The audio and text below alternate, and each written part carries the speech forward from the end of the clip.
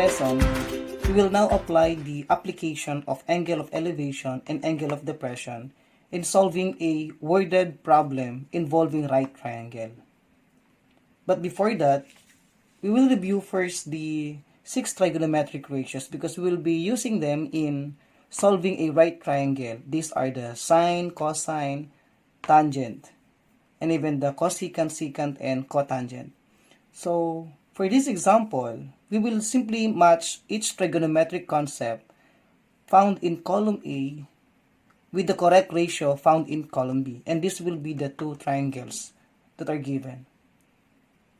In number 1, tan A has the ratio of, this is A, and that is opposite over adjacent. So, A over B. This is A over B. So, this is now here. A over B. That is the ratio of tan A. For cosine A, this is the reference angle A. And once we say cos, that is adjacent over hypotenuse. Adjacent is B, hypotenuse is C, so B over C. So, letter A has the B over C. For the sine P, for the second triangle, this is P, and that is sine, meaning to say opposite over hypotenuse. So, we have now opposite, which is P, and hypotenuse is R. So, P over R, this is Q. Opposite over hypotenuse is P over Q. This is P over Q. So, this is now P over Q. For the cotangent, that is adjacent over opposite of P. Adjacent is R and the opposite is P. So, R over P. Where is R over P? That is letter D. That is cotangent P. And for the secant P is hypotenuse over adjacent. This is hypotenuse is Q and adjacent is R. Q over R. So letter C. Q over R. Take note, these are just some of the 6 trigonometric ratios. We have tan, cosine, sine, cotangent, and secant. So, do not forget the ratio of the 6 trigonometric ratios. So, let's try to solve this problem number 1. For example, a man who is 2 meters tall stands on horizontal ground 30 meters from a tree. Let's say, for example, this is the man. There is a ground. This is the ground. And here is the tree. And this is the man. Let's make a stick man. This is the man. And this man is 2 meters tall. And 30 meters from a tree. From the base of the man to a tree, they are 30 meters away. The angle of elevation of the top of the tree from his eyes is 28. So this is the eye of the man. Let's say this is the horizontal line. And from the top of the tree, so this is now the angle of elevation. And that is 28 degrees. So if we will draw this one, draw a triangle. And this right angled here. The question here is, how high is the tree? So we need to identify the height of a tree. But take note, from the eye of the man to here, this is 2 meters already. So we need to find some portion of the tree to get the height of a tree. So let's draw a triangle. This is 28 and this is 30. We need to identify the sum part of a tree. This is 28 degrees. The missing is opposite and this is adjacent. So definitely we will be using tan 28 degrees is equal to opposite over adjacent. Using a calculator, tan 28 is equal to 0.5317 is equal to, the opposite is missing and the adjacent is 30. Multiply 0.5317 to 30, the result is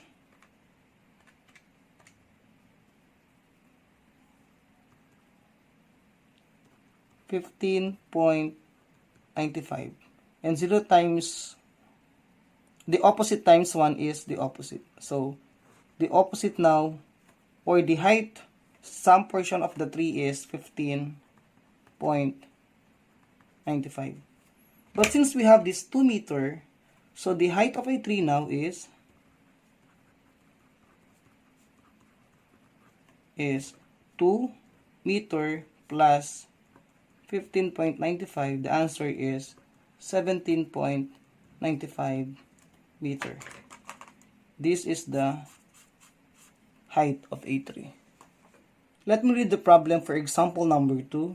This is the application of the angle of elevation and angle of depression. Two poles on horizontal ground are 60 meters apart. The shorter pole is 3 meters high. The angle of depression of the top of the shorter pole from the top of the longer pole is 20 degrees. What is the height of the longer pole? So the question here is, we need to identify the height of a pole. But the given, these are the given. The two poles are 60 meters apart. So let's draw a ground. This is the shorter pole and this is the longer pole. They are 60 meters apart. The shorter pole is 3 meters high. So this is the shorter pole, 3 meters high. And the angle of depression of the top of the shorter pole, let's draw this one, horizontal line. The angle of depression of the top of the shorter pole from the top of the longer pole is 20 degrees. What is the height of the longer pole? Take note, this is the distance between the shorter pole and the longer pole. We need to identify the height of a pole. If this is 60 meters, automatically this is also 60 meters. So let's draw a triangle. This is now our triangle. So this is 20 degrees and 60 meters. We need to identify now, as you can see, this is the height of the shorter pole that is similar to this portion of the longer pole. We need to identify this portion of the pole so that we can identify the height of the pole. And this part of the longer pole is the same as this portion. And that is the thing that we need to identify. We will be using, since this is the opposite and that is adjacent to the angle, we'll be using tan 20 degrees is equal to opposite over adjacent. And tan 20 degrees is equal to 0.3639, or that is 40, is equal to opposite over the adjacent is 60. Automatically this is over 1. Multiply the opposite to 1, that is opposite is equal to, and multiply 60 to 0.3640, the result is 21.84. 83, but we can round off it, and that is 21.84. This is now this portion of the pole, which is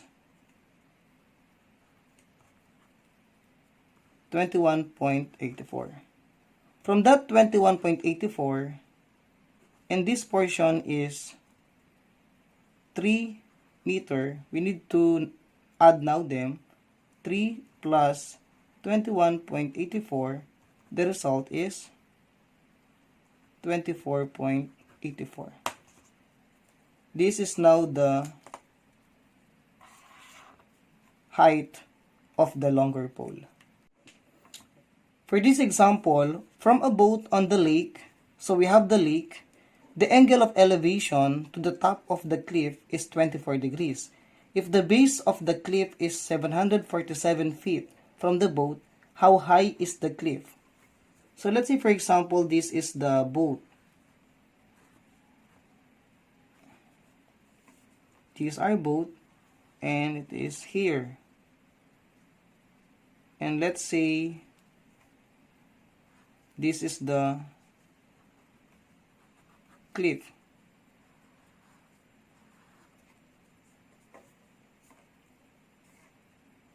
The top of the cliff is 24 degrees, and that is angle of elevation. The angle of elevation to the top of the cliff is 24 degrees. This is the boat. This is the horizontal line, and from the horizontal line, we can draw now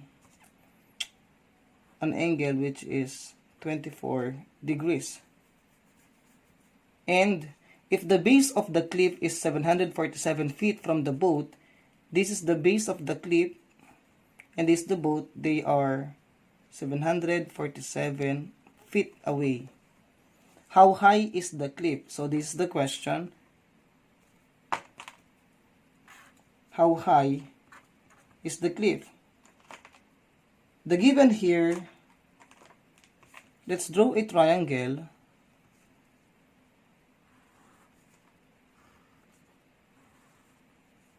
This is 24 degrees, and this is 747 feet. And that is the height of a cliff. We will be using opposite over adjacent, so we will be using tan 24 degrees over opposite over adjacent. So tan 24 here is equal to 0.4452 is equal to opposite over the adjacent is 747 feet. Multiply it by 747 feet. The result is, so the opposite times 1 is opposite is equal to 332.58, so that is 59. So the opposite now is 332.59 feet. So this is the height of a cliff. 332.59 feet. This is another application of the angle of elevation and angle of depression. This is the situation number 1. A man at ground level measures the angle of elevation to the top of the building to be 67 degrees. If at this point he is 15 feet away from the building, what is the height of the building? So let's draw a ground first. Let's say this is the building and this is the man. From the point of the man, this is 67 degrees. If at this point he is 15 feet away from the base of the building to the point of a man, it is 15 feet. The question here is how high, or what is the height of the building? The given here is the angle, which is 67, and this angle of elevation, and the adjacent side is 15 feet. So we can use tan 67 degrees is equal to opposite over adjacent. We will use a calculator now. Tan 67 degrees is equal to 2.35. We will round off 8. That will become 59 is equal to opposite over 15. Take note, the opposite here is the height of the building. The next will be the opposite, or the height of the building here times 1 is 0 is equal, or the opposite is equal to 15 times 2.3559. The result is 35.34. This is now the height of a building. The height of a building is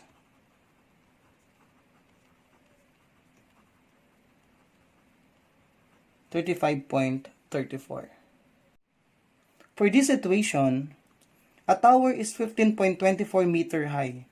At a certain distance away from the tower, an observer determines that the angle of elevation to the top of it is 41 degrees. How far is the observer from the base of the tower? So let's say, for example, we have here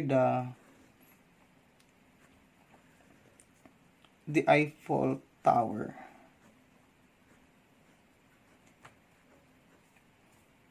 So this is the height of the Eiffel Tower, which is 15.24 meter. And this is the observer. From the point of the observer, there is an angle of elevation which is 41 degrees. The question here is, how far is the observer from the base of the tower? So the given here is opposite and the missing here is adjacent. So we can use tan 41 degrees is equal to opposite over adjacent. Then tan 41 is equal to 0.8693. So is equal to, the opposite here is 15.24 and the adjacent is missing. Now, this is over 1. We can multiply the 2. That is 0.8693A is equal to 15.24 times 1 is 15.24. We can now multiply both sides by 0.8693, or that will become 0.8693. So the distance from the observer and the base of a tower now is 17.53 meter.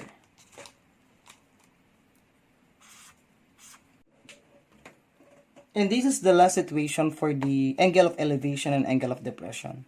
An airplane flying at a height of 44 km above the ground, the distance along ground from the airplane to the airport is 6 kilometers. What is the angle of depression from the airplane to the airport? So let's draw the airport. Let's say, for example, this is the position of the airport. And this is the ground. And let's say this is the airplane. So from the airplane now, it is 4 km on the ground, and from the ground of the airplane to the airport, it is 6 km away. The question here is,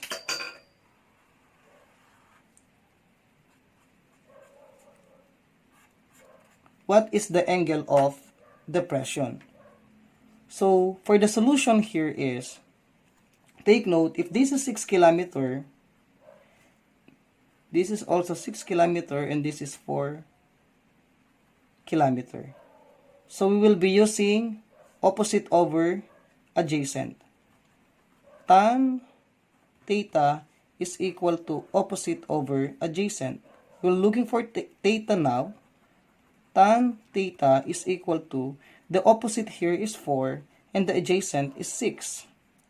As we divide this 4 and 6, the result is 0.667. Then, we'll get now the value of theta, tan -1, 0.6667. So, theta is equal to, all you need to do using your calculator, shift tan 0.6667. The result is 33.69. Or, you can click this portion of your calculator. This is the same as 33 degrees, 41 minute, and 29 seconds. Or most likely, it is 33 degrees. That is the angle of depression.